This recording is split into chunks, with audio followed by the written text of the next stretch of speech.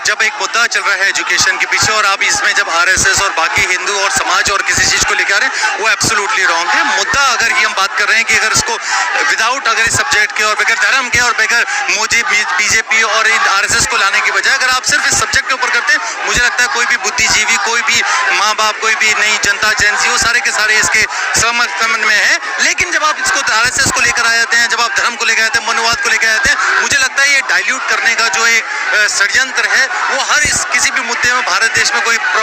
अच्छा मुद्दा भी ऊपर उठ रहा है तो उसको भी खत्म कर दे रहा है। सबके भेष में जयचंद, हमारे बीच में जयचंद बैठे हुए हैं कि ऐसे ऐसे मुद्दे लेकर आते हैं और बीच में घुस जाते हैं और वहाँ पर आप देखिए मुर्दाबाद बीजेपी, आरएसएस मुर्दाबाद, इस तरीके के नारे लगा रहे हैं। जो अपने आप को एक इंडिपेंडेंट बॉडी मानती है, उसके लिए जो अभी विपक्ष में सरकार है, क्या इस तरीके की चीजें करना सही है और ये देश हित में है? नहीं, मैं इसके सख्त खिलाफ हूँ कि देश हित में ये भी नहीं है कि हम लोग जिस तरीके से हमारा एजुकेशन का सिस्टम इस समय पर चल रहा है, मैं सिर्फ उस मुद्दे के लिए, और मुझे लगता है कि मेजोरिटी लोग यहाँ पर उस मुद्दे के लिए होने चाहिए थे। अगर तो हम बात कर रहे हैं कि कांग्रेस पार्टी और ये जो जहाँ पे बुद्धिजीवी खड़े हुए हैं अगर उस मुद्दे के लिए आए हैं तो we are with them, but लेकिन ये जब बीच में आप आरएसएस और भगवान और हिंदू धर्म के बीच में बात करने लगते हैं तो हमें फिर वो वाली फीलिंग आती है कि क्या हम ये पीछे कोई षड्यंत्र है, कोई